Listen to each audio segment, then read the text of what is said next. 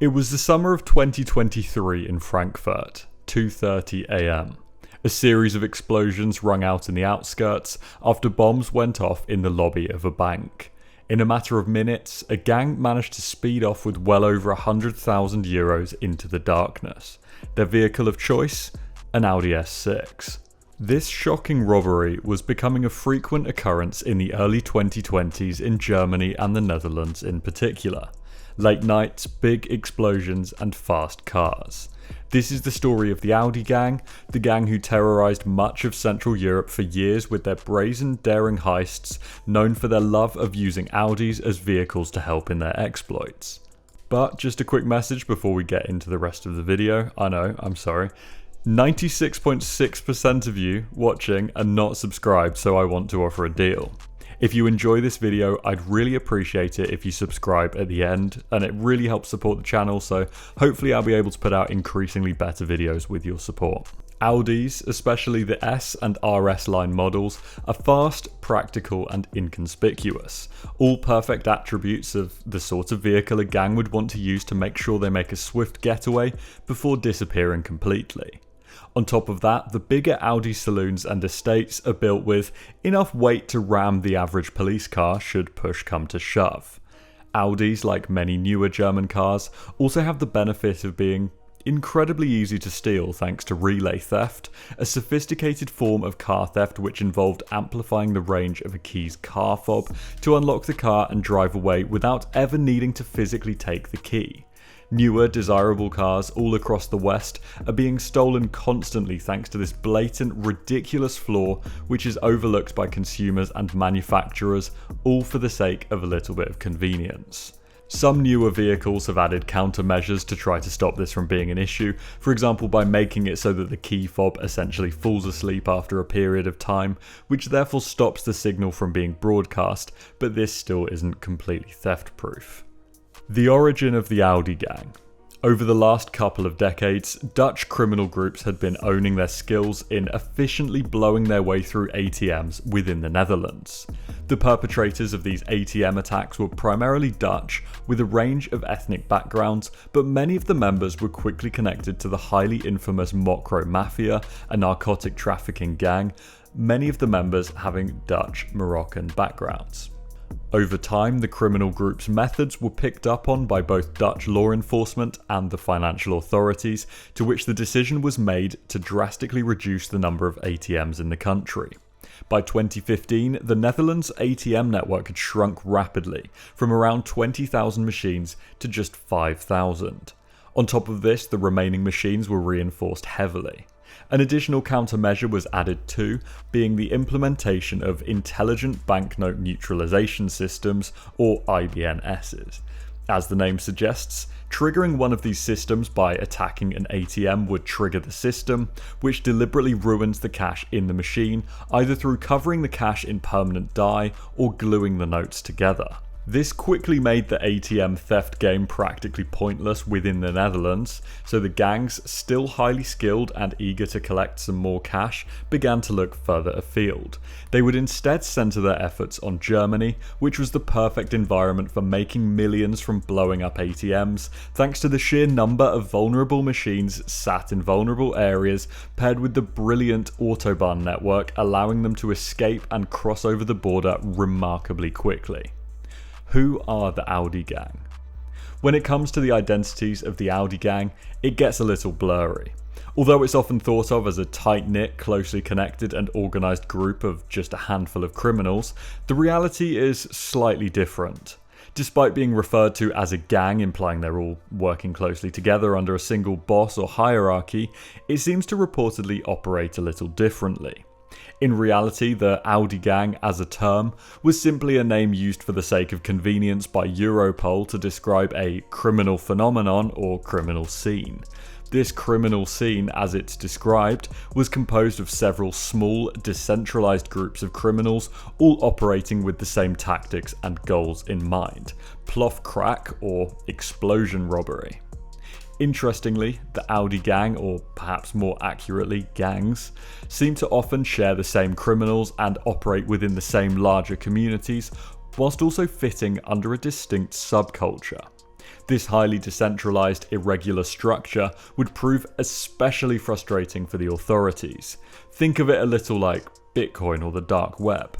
By having many decentralized nodes, even if a single gang or group is taken down, it's completely inconsequential in the whole scheme of things.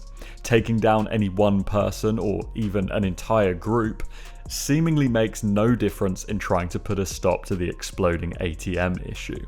Criminals opting to work in this format is a more recent evolution of a concept known as mobile banditry, simply meaning criminals who don't mind a cross-country commute to make their money. Borders, especially not particularly strong ones like between EU countries, can be used by criminals to exploit weaknesses between jurisdictions and law enforcement admin problems.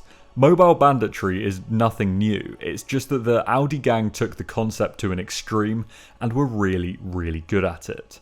These aren't just random amateur crooks you see in every town, these guys were professionals. They're equipped with fast cars, highly skilled members, lots of powerful explosives, and the benefit of mobility. Of course, it's not just the equipment they take advantage of, it's the targets too.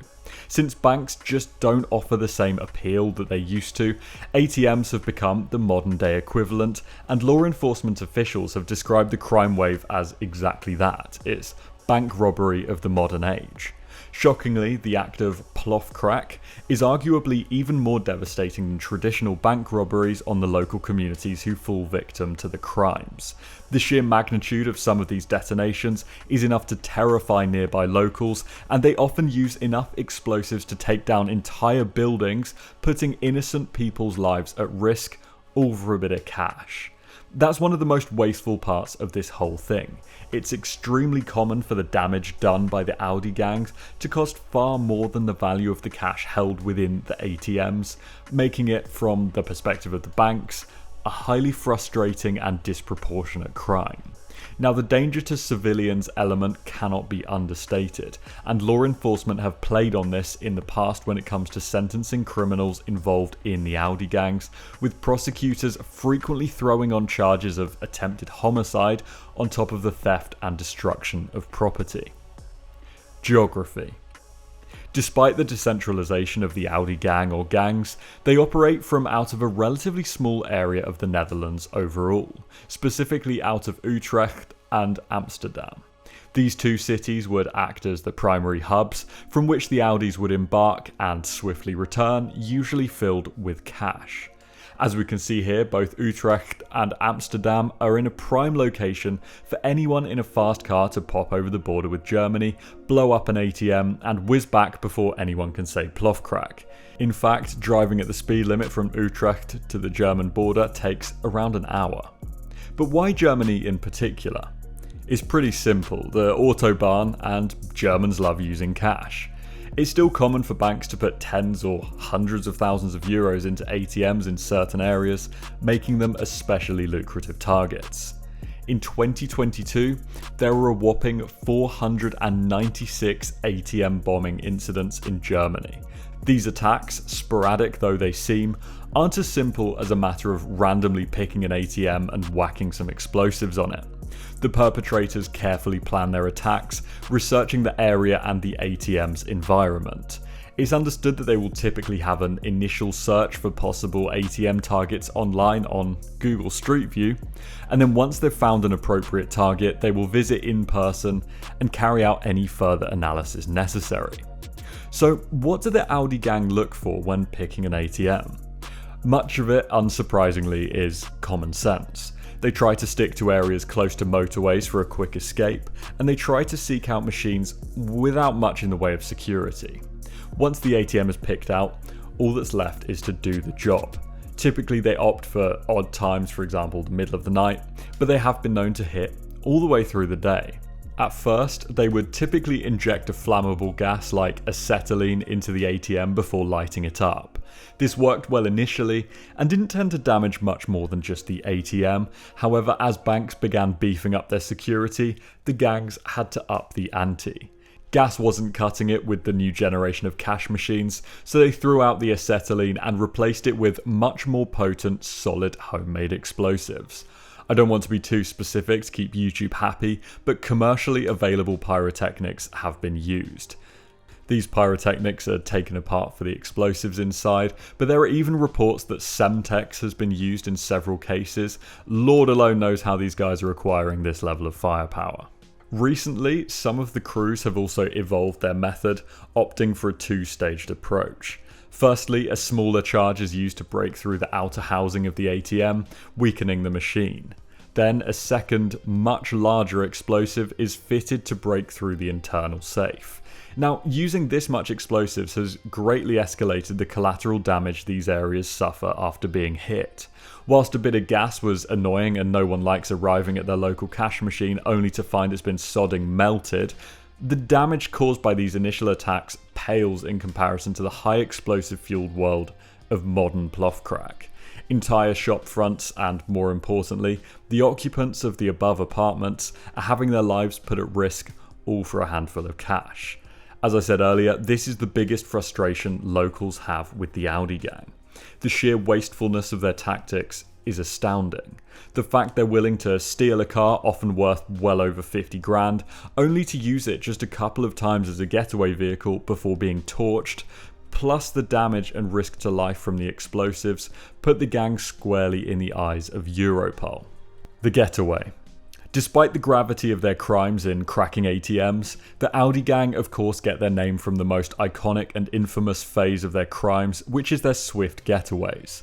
They almost exclusively depend on top-of-the-line Audis, especially the RS models, namely the RS3 through 7.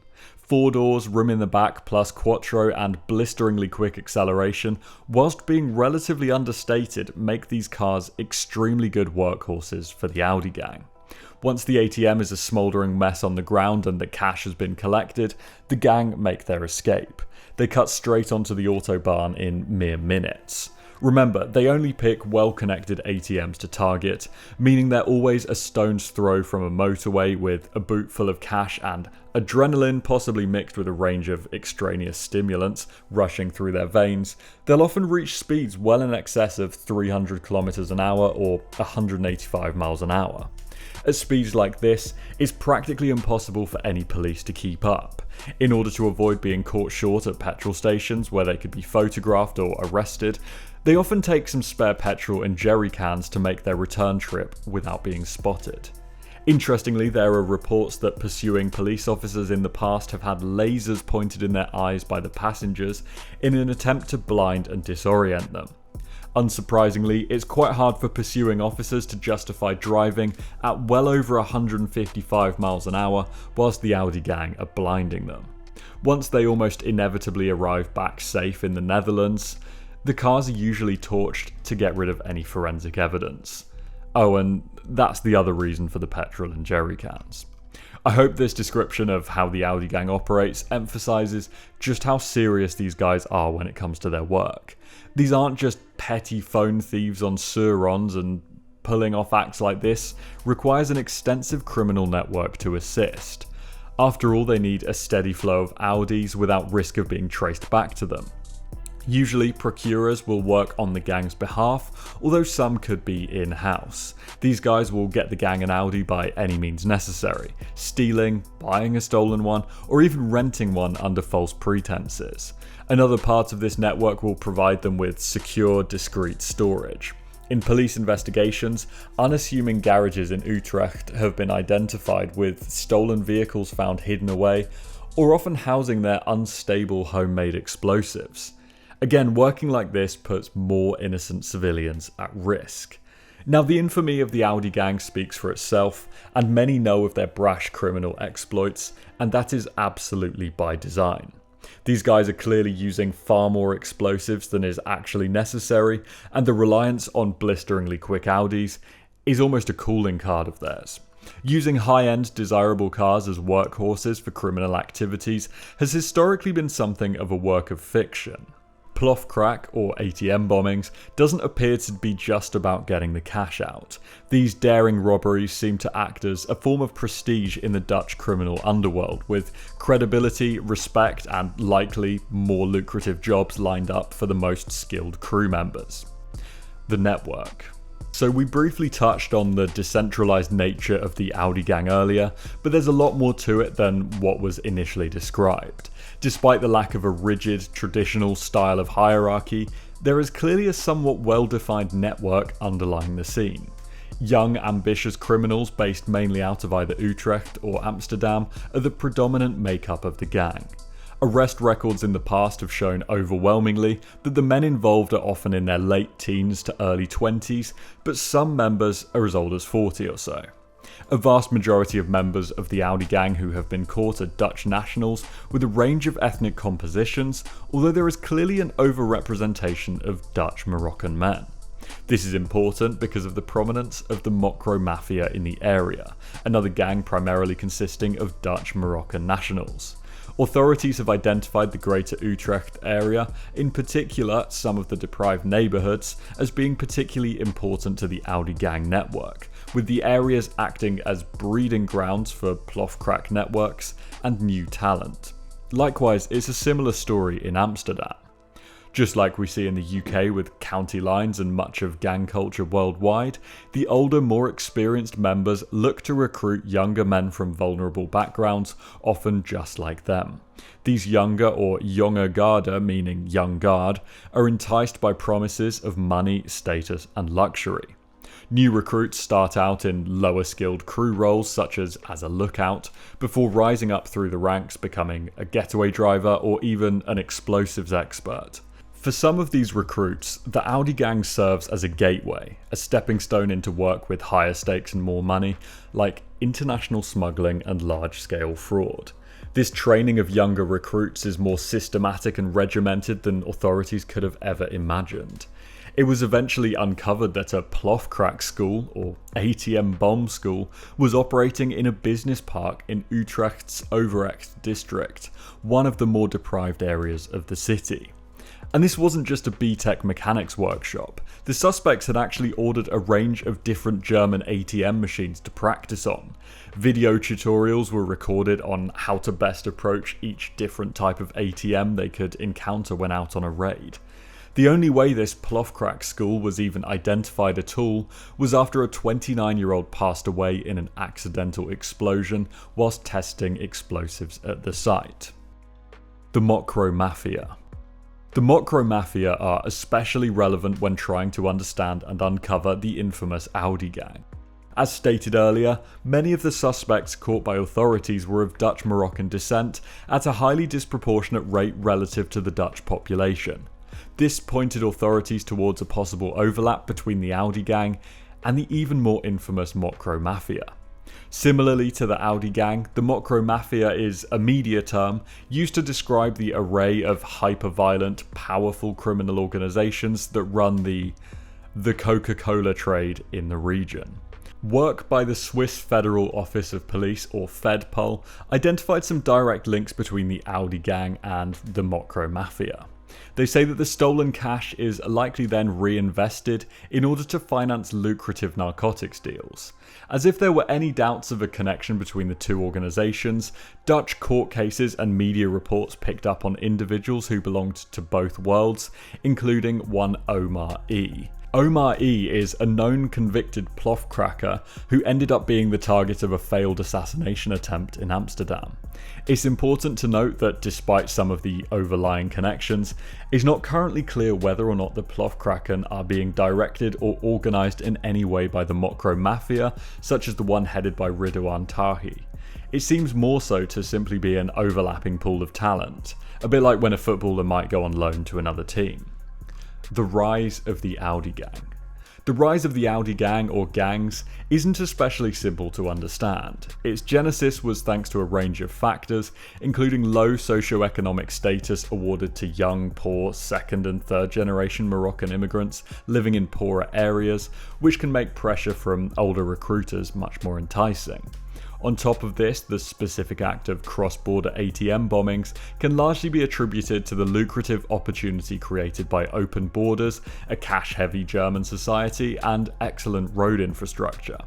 Just like we see across the rest of the world, for many groups of young men in society, the righteous, honourable path either doesn't seem especially enticing, or may even be downright undesirable.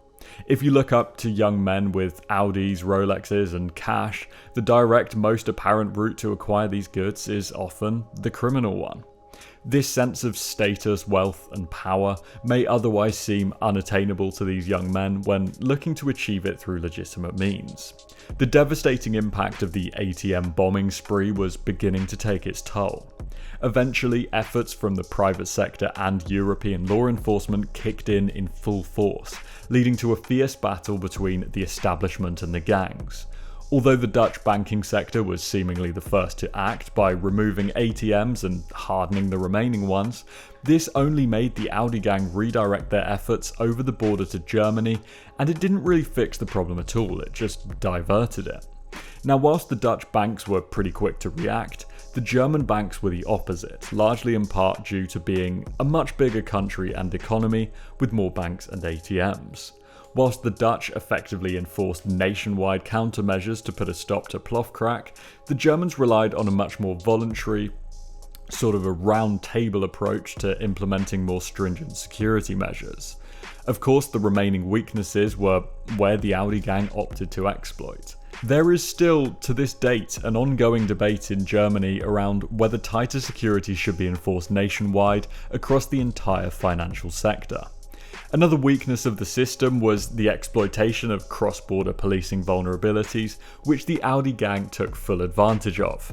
It was for this reason that Europol were called in to address the gang. Europol effectively act as a means of exchanging information between different police forces, helping them to work together on tackling crime. Another tool in the establishment's arsenal was the ability to pull together JITs, or Joint Investigation Teams. As the name suggests, these groups consisted of members from both the Netherlands and Germany, and sharing evidence and coordinating arrests became much easier.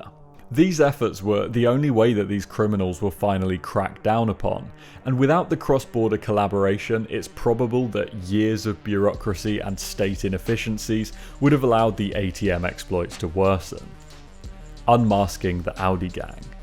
Now, the Audi Gang is decentralized by design and still exists to this day, but a series of high-profile arrests have been made over the years, spanning across the continent. Coordinated, well-organised raids on the Audi gang were taken out across the Netherlands, Germany, France, Belgium and Spain, in an attempt to cripple the Audi gang and their support network in the criminal underworld. March 2022, raids across Germany and the Netherlands, connected to a gang linked to 12 attacks and €1.6 million in theft.